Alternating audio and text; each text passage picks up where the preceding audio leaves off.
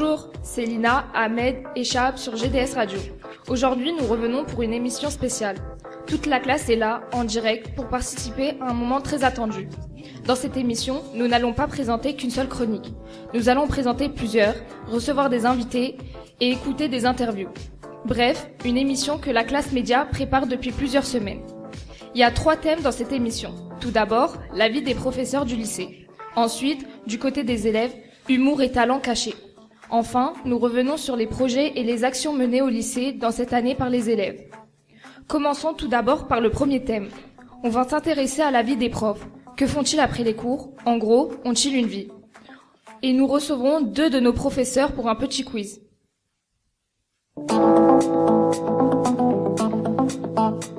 C'est parti. Je laisse la parole à Salma, qui nous présente rapidement l'histoire de notre lycée. Pour commencer cette émission, nous avons décidé d'abord de vous présenter rapidement l'histoire de notre lycée.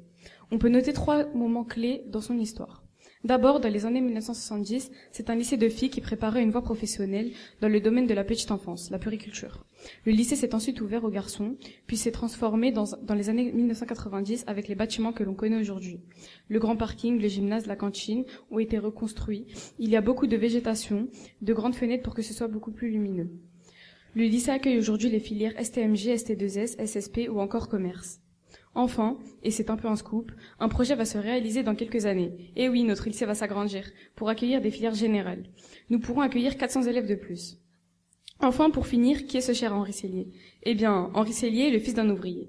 Il vient donc d'un milieu défavorisé et il est devenu un grand homme politique dans les années 1930. Comme quoi, c'est une belle image de réussite. Merci Salma pour cette petite présentation de notre lycée. Passons maintenant au micro-couloir des élèves réalisé par Bilal et Ilyes. C'est à vous les garçons.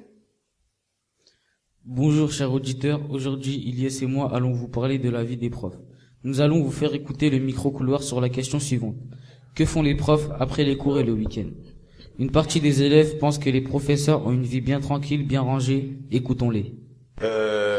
Je pense qu'ils corrigent les copies, tout ça, les contrôles et tout. Après je sais pas, il n'y a pas trop de temps libre, tout ça. Ils rentrent, ils prennent du temps pour eux et ensuite ils corrigent les copies des élèves. Moi je pense qu'ils se reposent parce qu'ils ont énormément de boulot.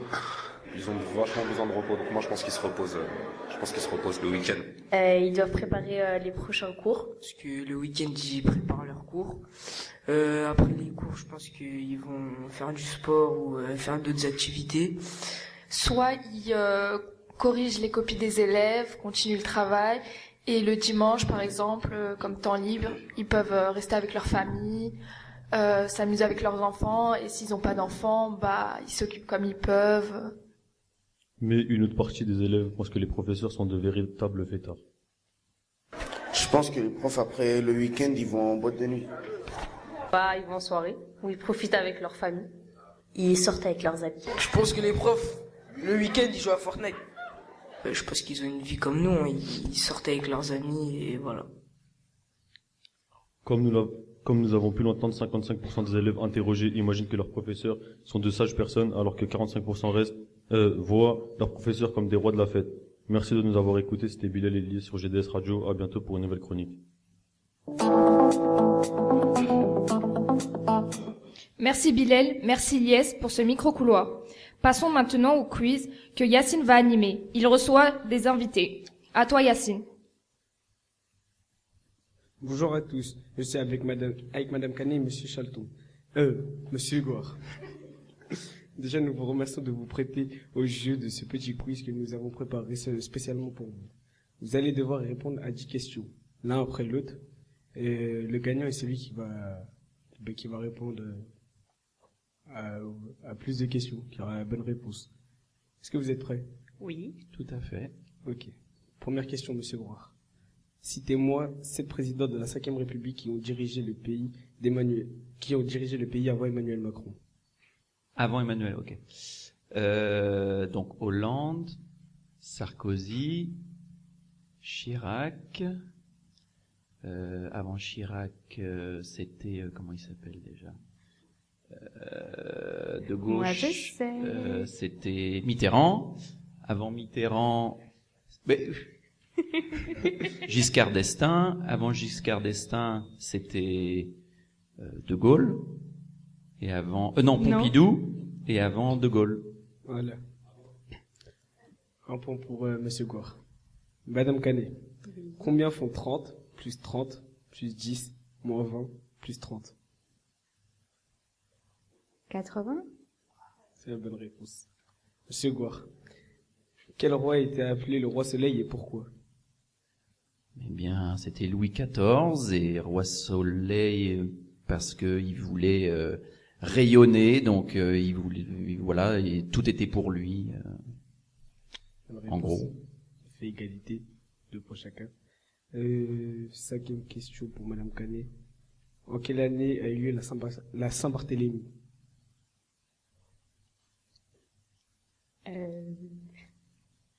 Et là, il n'y a personne pour me souffler, quoi.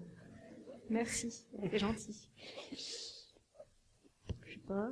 1592? Non. Non, je sais pas. 24 août 1572. Ça va, 20 ans près, j'y étais presque. Monsieur Moins Gore. proche de la bonne réponse, ça compte, non? Non. Monsieur Gore, citez-moi un personnage important de la Révolution française. Robespierre. Oui. Madame Canet, comment nomme-t-on les soldats des tranchées de la Première Guerre mondiale? Les poilus. Bonne réponse. Monsieur Gore, connaissez-vous l'année de la construction du lycée? Bien tout à l'heure, ils ont dit que dans les années 70, il y avait l'école des garçons, puis ensuite l'école des filles. Si je donne la bonne réponse, j'ai des points. Mais autrement, le lycée actuel, je sais que c'est dans les années 90. 91. Oui, j'ai oublié le point. C'était la question pour Monsieur Gore. Moi, je connais la réponse. Madame Canet. Oui. Combien de salles y a-t-il dans le lycée? De salle. De salles. J'ai le droit à un joker, Madame Chanterelle. Je dirais, je sais pas, 45. Bonne réponse. Monsieur Gore, combien de professeurs enseignent au lycée? J'ai le droit à combien d'écart? Moi, j'ai pas le droit d'écart. Non, hein. pas d'écart. Je dirais 90. Eh ben non, c'était 93. Madame Canet. Ouais, d'accord. Madame Canet, combien d'élèves sont inscrits au lycée? 1000... Après, une dizaine, je sais pas, 1090. Non, 1094. Ok. Donc, le gagnant pour moi, c'est Monsieur Gore. Voilà, applaudissez, merci. Facile. Merci d'avoir répondu à nos questions. Facile. Je pense qu'on va réécouter l'émission. Je pense qu'il y a égalité. Laissez-moi conclure mon passage. Merci d'avoir répondu à nos questions. À la prochaine fois pour un quiz de folie. Je vous remercie. Merci. Merci à vous. Merci Yacine pour ce quiz et merci encore aux professeurs qui se sont prêtés au jeu. À mon tour de lancer la deuxième thématique de cette émission, qui est humour et talent au lycée. C'est quoi incroyable talent? Les élèves du lycée ont vraiment un talent? Nous aurons aussi droit à une performance en direct. Bref, c'est parti. Mais avant tout, je laisse la parole à nos chers amis Enzo et Pedro, qui vont nous présenter le parcours d'un humoriste pas comme les autres. À vous. Comment vous appelez? Gwendoline? Ah, excuse-nous. Un ami sur un ton en plus, c'est Gwendoline. Vas-y, fais une vanne. Ça va. Je suis sûr que tu manges bio, toi, en plus. Non, ça se voit, c'est la fiction, tu sais. Ouais, moi les carottes. Les pandas, c'est ma vie. L'humour parle à tout le monde. L'humour permet de passer un moment agréable, drôle et sympa. On a donc choisi de vous parler d'Ahmed Silla, qui est un artiste qui traite des sujets très divers. Il parle de beaucoup de choses comme de sa jeunesse, de ses proches, du sport, de l'actualité, de la politique, ou encore d'autres sujets qui nous fait marrer et qui sont très drôles. Ahmed Silla est un humoriste avec un parcours particulier car il est très complet. Depuis petit, il amuse la galerie avec des imitations. Il est vite attiré par la comédie. Il a un véritable déclic lorsqu'il découvre le théâtre à l'adolescence au collège. Il se fait connaître en postant sur les réseaux sociaux des petites vidéos réalisées dans sa chambre. Plus tard, il rejoint la troupe théâtre de Samba Show et se produit sur scène. On se posait la question quand même de savoir en France, est-ce qu'il faut laisser les petits garçons jouer à la dinette? Est-ce qu'il faut laisser les petites filles jouer aux petites voitures? Bien sûr qu'on peut laisser les petites filles jouer aux petites voitures. Si on peut leur apprendre dès 3 ans à faire un créneau, tu vois. En 2013, il se lance en solo et joue son premier one-man show. Et ce ne sera pas le dernier. Sa cote de popularité ne cesse de grimper et il participe au festival du Marrakech du Rire en 2016. Bref, c'est un artiste complet. Ahmed Silla fait aujourd'hui du cinéma. Il a donc un avenir tout tracé pour réussir.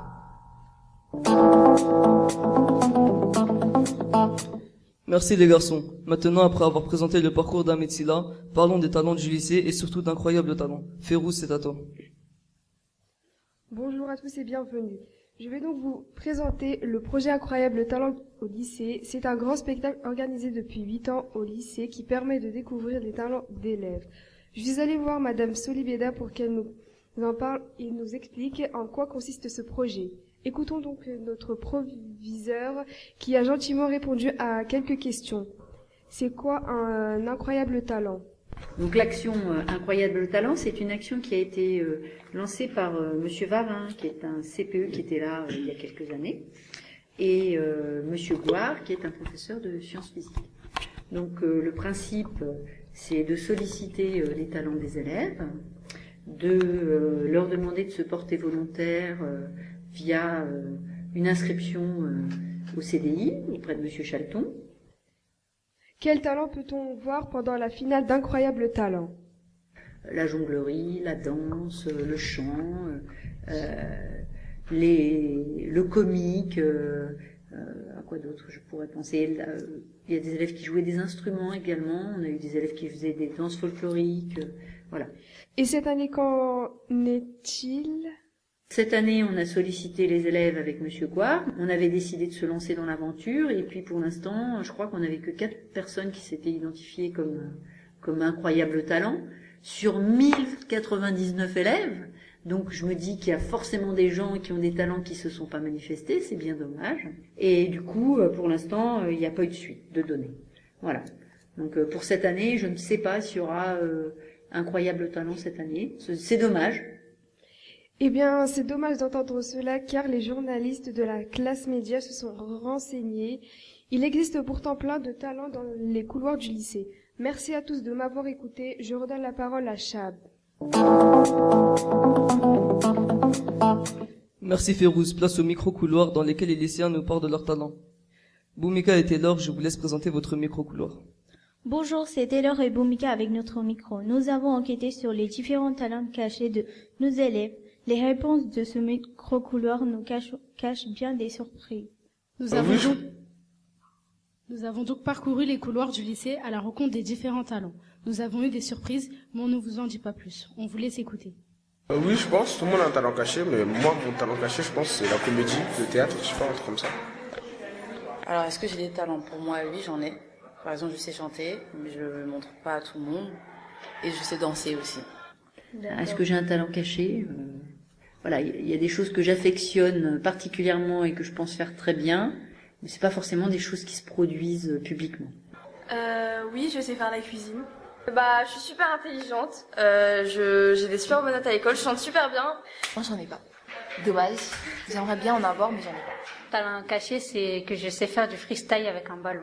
Je sais danser et je sais dessiner, c'est tout. Talent caché et le chant. Je sais danser, j'aime beaucoup danser, c'est carrément ma passion, je vis avec, je kiffe grave danser, ça exprime un peu tout, et j'aime aussi écrire. Voilà. Quel type de danse? Hip-hop. Alors il y a bien des talents cachés dans nos couloirs, mais certains ne veulent malheureusement pas les partager. On vous invite à participer à l'Incroyable Talent. N'ayez pas peur de révéler votre talent spécial. Quant à nous, on vous dit à bientôt pour de nouvelles révélations sur le lycée Henri Sellier. Merci les filles. On peut voir que quelques-uns de nos camarades ont en effet un talent.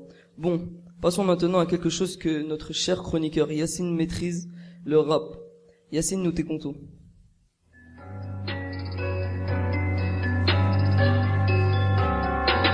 La vie avec un grand V, elle est dure, quand tu tombes c'est dur de se relever.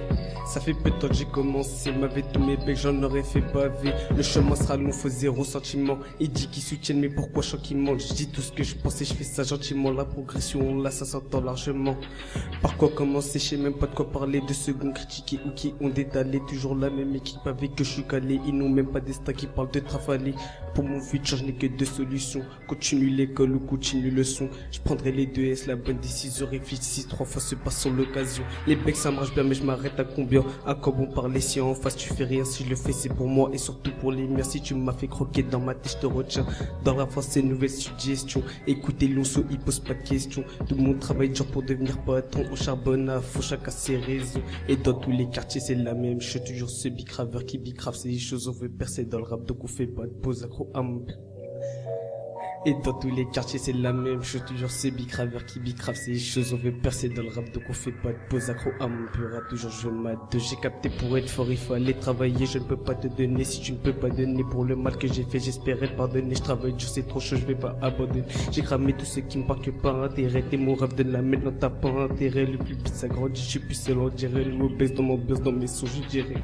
Malgré les problèmes j'ai gardé la tête haute. Pour ceux qui me détestent naissez à la vôtre. On veut se démarquer, pas faire comme tous les autres. Désormais je suis paré dans le grand bas, je saute. Moi je suis seulement guette les commentaires. Je dois pas régresser et je sais comment faire. Ta voix d'une amour, tu goûteras l'enfer. Dans chacun de mes clips, toujours mes Nike.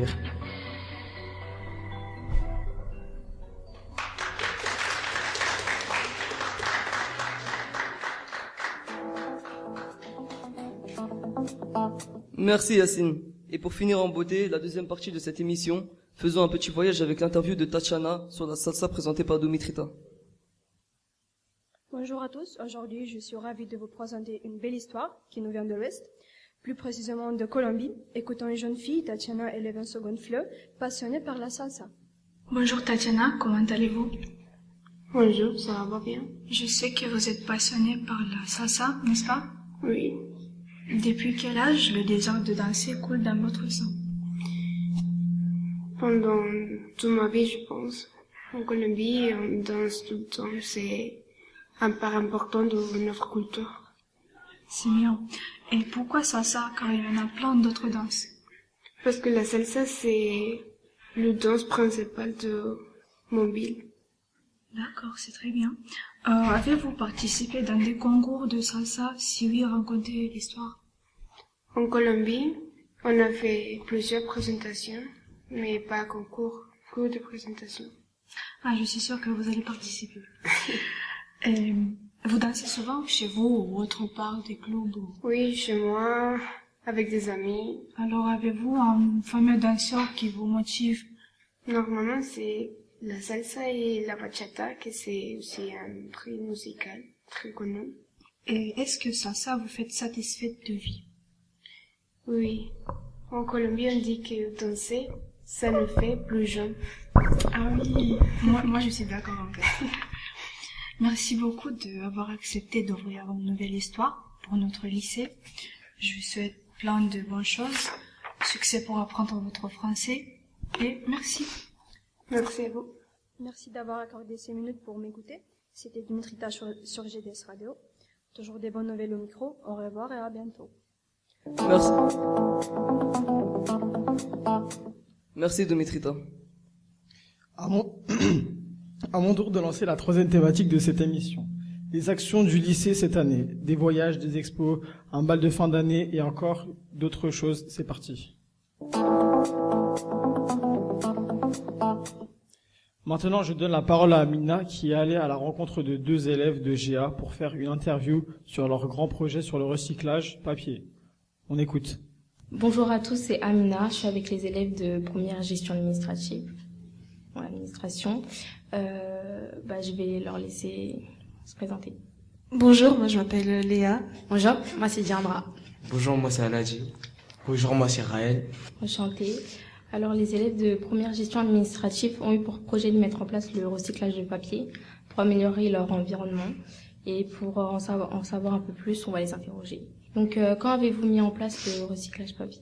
Le projet recyclage papier il a été mis en place en novembre dernier. Et ce projet a abouti à quelque chose ? Oui, il aboutit à qu'on va faire du recyclage papier et on va donner les papiers à une usine de recyclage et à la fin ils seront donnés à la Croix-Rouge pour des enfants démunis. Le projet est-il respecté par tous les élèves du lycée? Ah non, il n'est pas forcément respecté par tous les élèves du lycée parce que par exemple dans certaines boîtes on a pu retrouver tout ce qui était chewing-gum, tout ce qui était crayon, alors que dans ces boîtes on doit retrouver que des feuilles blanches, des magazines, des journaux, donc non, pas forcément. Où va le papier une fois rempli dans les cartons? Alors une fois les cartons remplis par les papiers, il y a l'usine ESAT, enfin l'entreprise ESAT qui va récupérer. C'est une entreprise spécialisée d'aide par le travail qui se situe à Chelles, qui va ensuite dans l'usine Greenfield, qui est une usine de recyclage, pour transformer justement les feuilles en cahiers qu'on remettra directement à la Croix-Rouge. Et comment vous communiquez avec vous par rapport à votre projet? Comment on communique?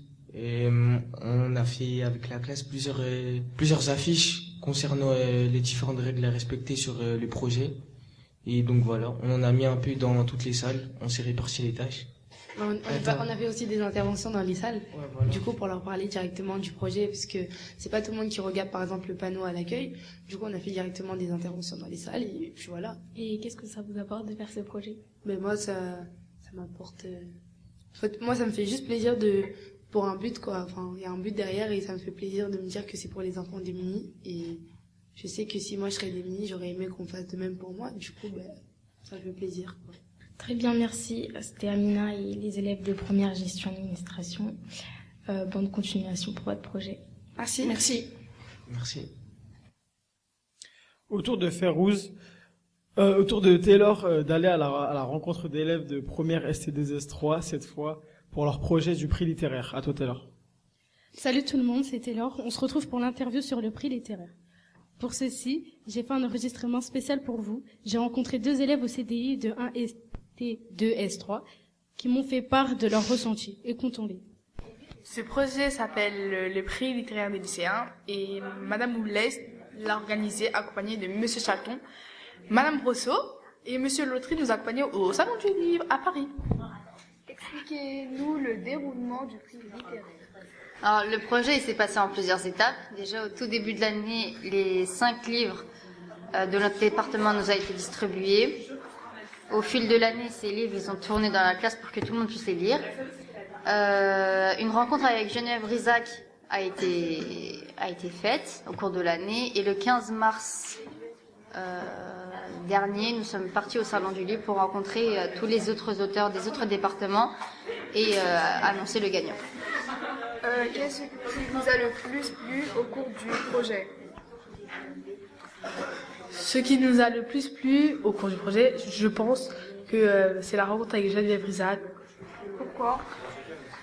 C'était un moment très émouvant et c'est une personne très attachante. Quel a été votre livre préféré?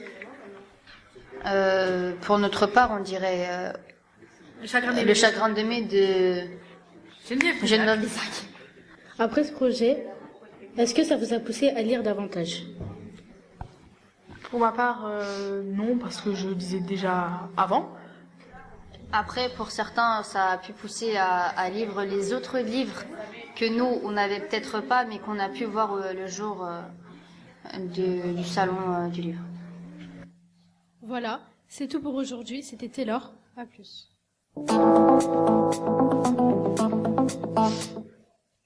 Place à Rafi qui s'est déplacé discrètement dans une salle de cours pour aller interroger des élèves de MLDS qui eux aussi ont un projet important. On écoute Rafi. Cette année, la classe de MLDS du lycée prépare un projet intéressant. J'ai pu rencontrer un élève pour nous en parler. Mais d'abord, savez-vous ce que c'est la MLDS? Il s'agit d'une mission de lutte contre le décrochage scolaire. On l'appelle aussi la classe à venir. C'est donc un groupe d'élèves en rupture d'école, mais qui raccroche avec l'école pour construire un projet professionnel. Alors, quel est ce projet si fou? Il s'agit de réaliser un mini-musée sur l'islam oriental médiéval. Alors, première question, pourquoi avez-vous choisi ce thème d'exposition? Nous avons choisi ce thème pour cette exposition à la suite d'une motivation transmise par nos professeurs. Ils nous expliquaient voilà, la vie au Moyen-Âge et on a vu plein d'éléments qui nous intéressaient voilà, qui nous motivait à apprendre ce qu'on ne savait pas, ces choses notamment qu'on a appris. Nous allons essayer de faire une exposition. Combien de temps avez-vous mis pour réaliser ce projet?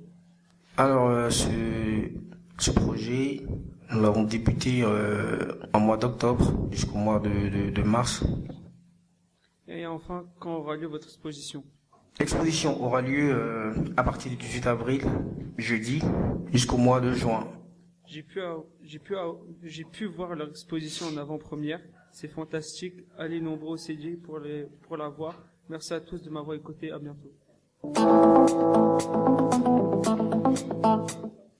Et pour poursuivre dans cette thématique, Chab reçoit deux invités qui font partie du CVL et vont parler du bal de fin d'année. C'est à toi, Chab. Bonjour, alors aujourd'hui j'ai de la chance d'interviewer deux élèves du CVL, le conseil de la ville lycéenne. Déjà, je vous remercie Kelly et Roman d'avoir accepté de répondre à mes questions. On va s'intéresser avec vous à ce que c'est le CVL et surtout comment va se passer le bal de fin d'année que tout le monde attend. Parle-nous déjà du CVL, à quoi sert-il dans le lycée? Alors le CVL c'est Conseil de vie lycéenne. Alors ça sert à améliorer la vie lycéenne et à proposer des activités pour divertir les élèves. Venons-en au bal. Quand aura-t-il lieu et comment le préparez-vous? Concernant le bal, il aura lieu le 25 juin 2019 à partir de 22h environ. On le prépare en faisant plusieurs réunions et en s'organisant et en se répartissant les tâches pour que le bal soit efficace. Avez-vous prévu des activités pendant la soirée? Alors oui, nous avons prévu un DJ pour la musique et des photos pour faire et des décorations prévues pour faire des photos. Et des pizzas et des boissons seront mis à disposition à des prix abordables. Est-ce que ce sera payant et pourquoi? Le bal sera payant, 5 € pour financer la sécurité, le DJ et la nourriture. Et l'entrée sera à 5 €, ce qui comprend l'entrée, une boisson et une part de pizza. Y a-t-il des conditions d'inscription? Oui, il y a des conditions d'inscription. Donc, le bal sera ouvert à des terminales ou BTS 2. Et s'il y a plus de place, ça sera ouvert aux autres classes, par exemple seconde et première. Ok, merci. Et y aura-t-il un thème vestimentaire? Le thème vestimentaire, c'est chic et classe. Faites-vous un bal chaque année? Oui, nous avons fait un bal l'année dernière qui a très bien marché, qui était très très efficace. Et nous allons le faire durant les années précédentes. Non, suivantes. Merci à vous d'avoir pris le temps de répondre à mes questions. J'espère que le bal sera un succès pour nous et que nous serons nombreux à y participer.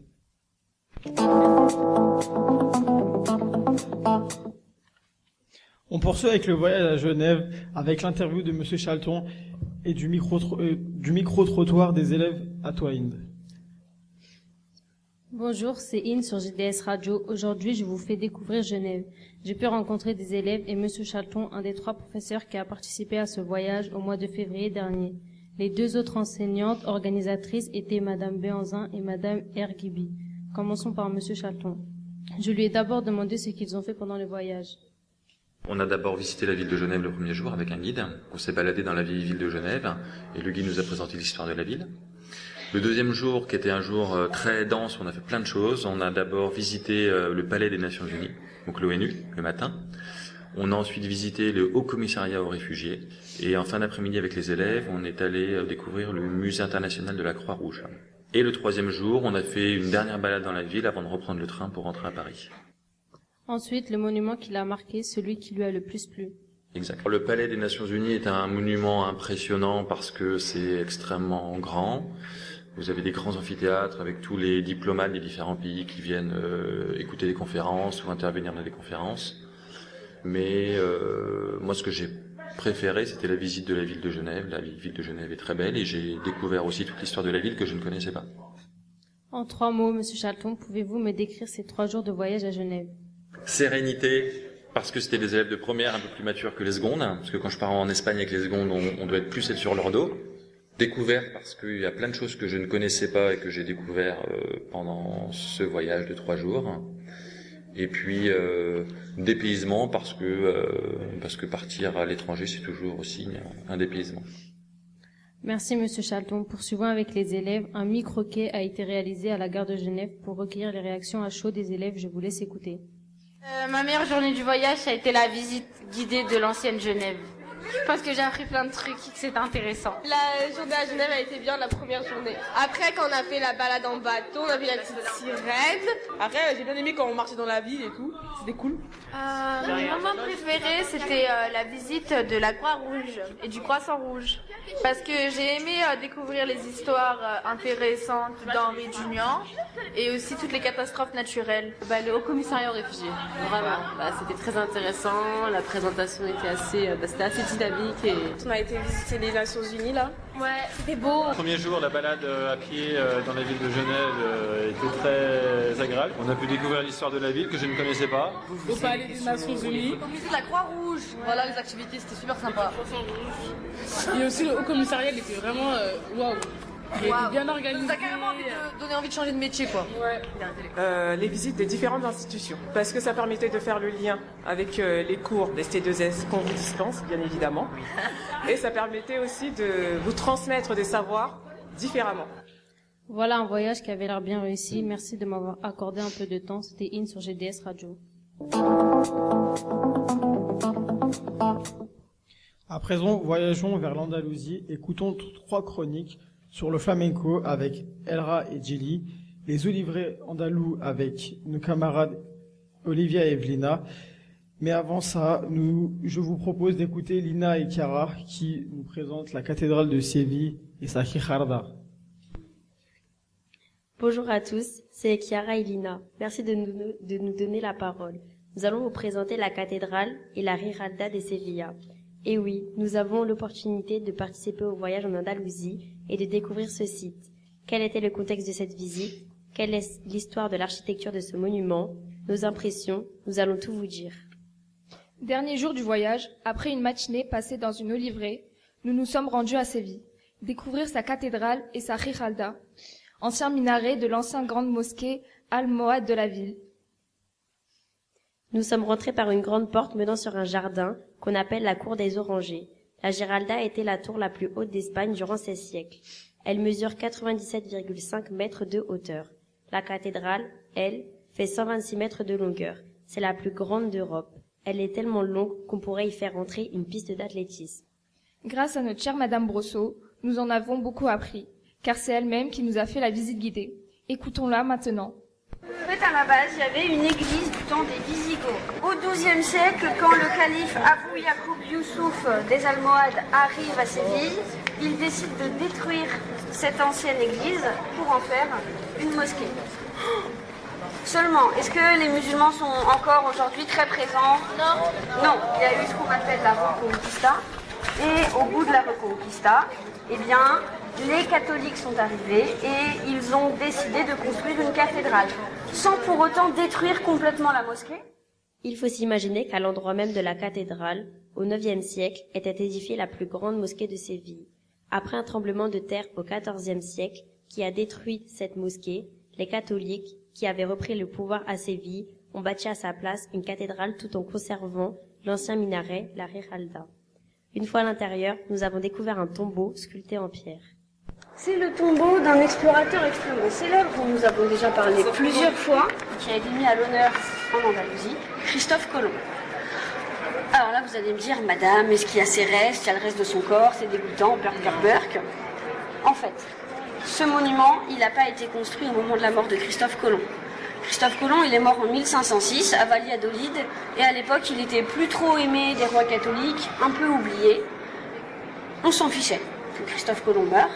Et c'est seulement en 1902 que les rois d'Espagne ont décidé de valoriser la mémoire de Christophe Colomb et d'ériger un tombeau ici, en plein milieu de la plus grande cathédrale d'Europe. Comme vous avez pu l'entendre, c'est seulement en 1902 que les rois catholiques décident d'honorer la mémoire de Christophe Colomb en mettant son tombeau en plein milieu de la plus grande cathédrale d'Espagne. La Giralda, qui est l'ancien minaret de la grande mosquée de Séville, est donc devenue le clocher de la cathédrale. Nous nous sommes préparés psychologiquement, car pour se rendre tout en haut de la Giralda, il fallait monter 35 étages, mais ce n'étaient pas des escaliers. Jour pour faire l'appel à la prière. Sauf que le Médine, il était vieux, il était fatigué.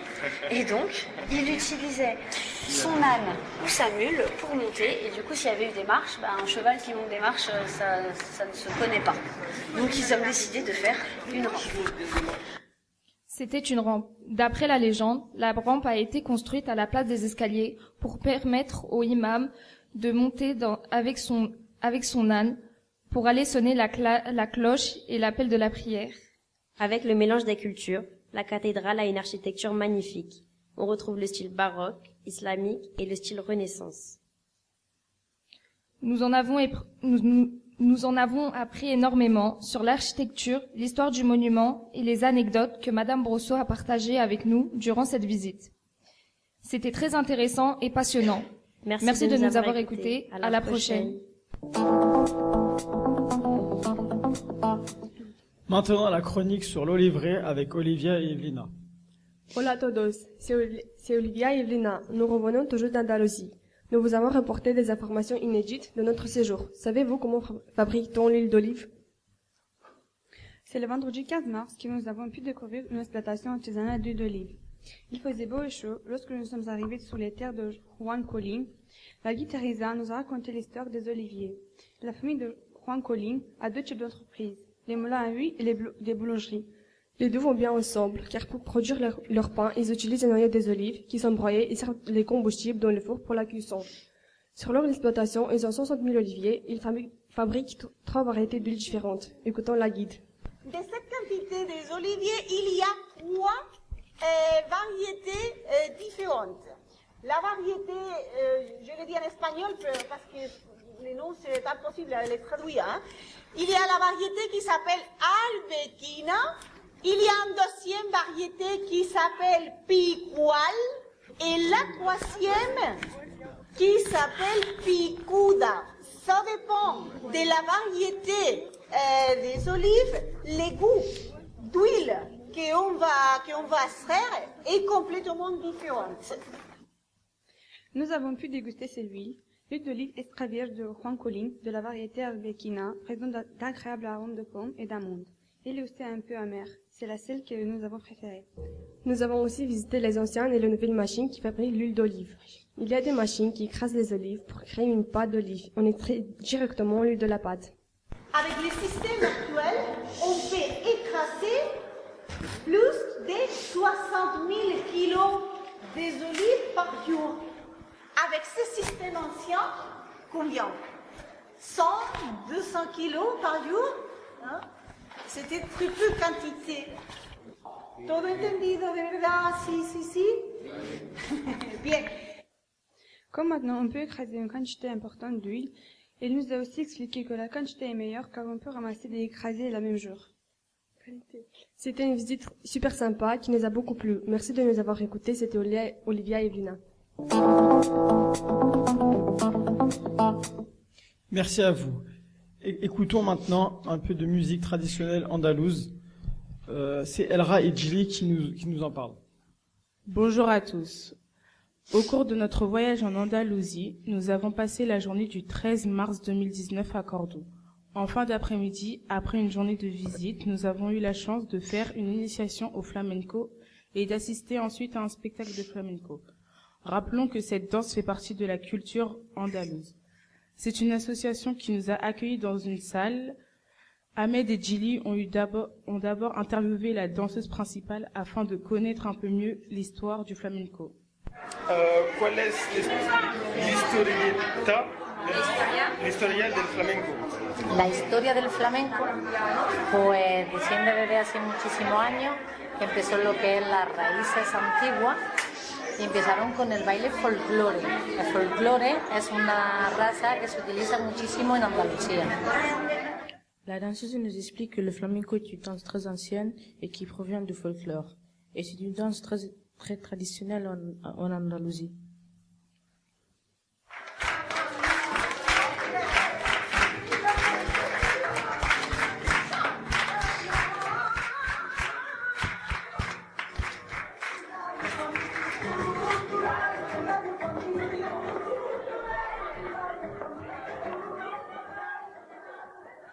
Ensuite, le cours commence. La danseuse nous a pris des pas de flamenco et le rythme qu'il faut avoir pour être parfaitement en accord avec son corps. On s'est tout mis à danser. Et arriva le moment de la pause. On voit la balle, on voit la balle.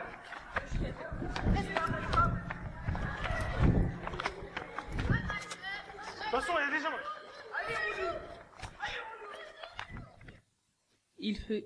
Il faisait un super temps dehors. Les garçons ont joué au foot avec un jeune garçon, le fils d'une des danseuses en attendant que le spectacle soit prêt. Tous installés dans la salle, on en a pris plein les yeux.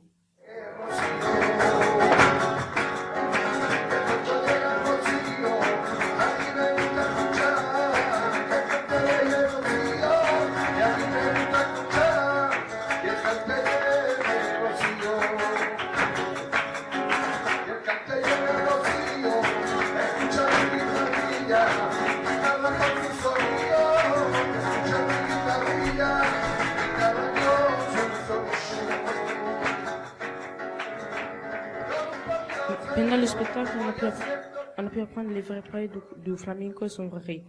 Même après, les danseuses nous ont appelés pour venir sur la scène et danser avec elles. Cette soirée était très belle, j'ai vraiment apprécié l'initiation et le spectacle. J'ai trouvé que c'est une danse avec très belles valeurs, le mélange des cultures, à la fois arabe, juive et gitane. C'est le symbole de la convivencia. On a vraiment adoré cette soirée.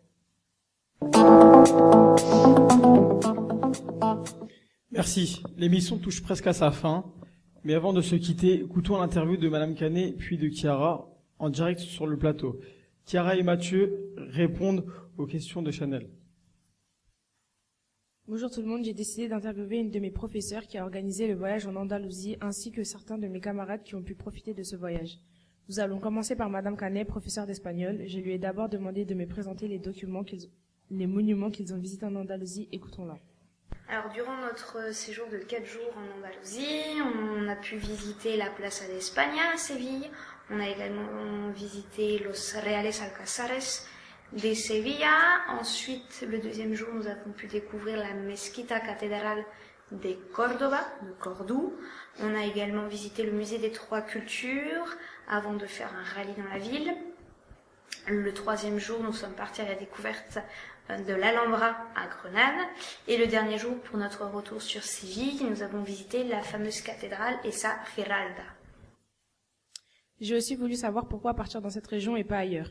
C'est une région que je connais bien, qui me tient particulièrement à cœur, et parce qu'elle s'inscrit pleinement dans notre projet autour de la convivencia, c'est-à-dire le vivre ensemble, c'est-à-dire c'est une époque où les 3 cultures, musulmanes, juives et chrétiennes, ont cohabité relativement pacifiquement en Espagne, et on a encore des traces de cette convivencia aujourd'hui. On peut partir à la découverte de cette époque si particulière, et donc on avait à cœur de faire découvrir ça à nos élèves, comme quoi il est possible aujourd'hui encore aussi de vivre tous ensemble. Très intéressant. Et est-ce que pensez-vous que ce voyage a apporté à vos élèves? Je pense, ils se sont montrés en tout cas très intéressés durant tout le voyage. Ils avaient un livret, mais au-delà du livret qu'ils devaient compléter, ils nous posaient beaucoup de questions. Ils ont pris beaucoup de snaps, donc ce qui montre quand même leur intérêt. C'est le nouveau thermomètre pour mesurer l'intérêt du public pour quelque chose. Donc voilà, je pense que ça leur a beaucoup plu, que des choses resteront, même s'il y a un travail encore à faire derrière, puisque les élèves ont différents projets à réaliser au retour de ce voyage. Enfin, est-ce que personnellement ce voyage vous a plu? Oui, c'est la 3e fois qu'on part. Chaque groupe, chaque année, c'est un voyage différent. Là, on a eu la chance qu'en plus, il faisait vraiment un temps magnifique. On a eu du ciel bleu, du soleil toute la semaine. Il faisait chaud, il faisait bon. Mais au-delà de ça, on a eu un groupe plutôt calme. C'était la première fois. Les autres années, c'était un petit peu plus agité. Non, c'est un voyage qui nous a plu et on espère recommencer l'année prochaine. Merci à Madame Canet d'avoir répondu à mes questions. Je me tourne maintenant vers Chiara et Mathieu pour connaître les impressions d'élèves qui ont participé au voyage. Bonjour Chiara et Mathieu, pouvez-vous vous présenter rapidement s'il vous plaît? Bonjour Chanel, je m'appelle Chiara et je suis en seconde 3 et j'ai 15 ans. Bonjour Chanel, moi c'est Mathieu, je suis également en classe de seconde 3 et j'ai aussi 15 ans. Pouvez-vous me dire comment s'est passé votre voyage? Notre voyage s'est très bien passé, nous avons appris beaucoup de choses. Ce voyage était très intéressant, il nous a permis d'en savoir plus sur l'Andalousie et sur son histoire. Quel monument avez-vous préféré? Mon monument préféré est la Giralda de Sevilla, parce que c'était très grand et très beau. En plus, nous avions une guide qui sortait de l'ordinaire, notre chère Madame Brousseau. Pour ma part, j'ai préféré l'Alhambra de Grenada parce que les jardins étaient très beaux et que c'est un ensemble immense. Avez-vous bien été accueillis dans vos familles? Oui, j'ai été très bien accueillie dans ma famille. Il y avait des animaux et une piscine. Ils étaient très gentils. Ma famille m'a très bien accueilli, leur appartement était très beau, la vue était superbe. Avez-vous mangé des plats typiques espagnols? Oui, nous avons par exemple mangé du gazpacho. Je n'ai pas beaucoup apprécié. Oui, moi j'ai mangé de la tortilla, j'ai adoré cette omelette aux pommes de terre. Avez-vous vu vos professeurs sous un autre angle? Oui, on les a beaucoup vus faire les fous et danser le flamenco. Oui, les professeurs étaient plus cool qu'en classe, on a même pu leur serrer la pince. Merci à vous, ce fut un vrai plaisir de vous avoir interviewé dans notre studio. À bientôt sur GDS Radio.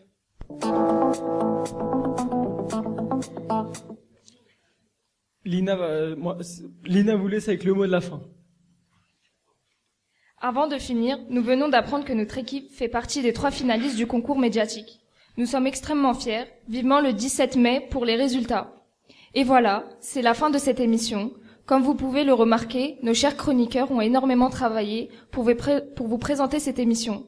Merci à toute l'équipe et merci de nous avoir écoutés. C'était la classe média sur GDS Radio. À la prochaine pour de nouvelles infos.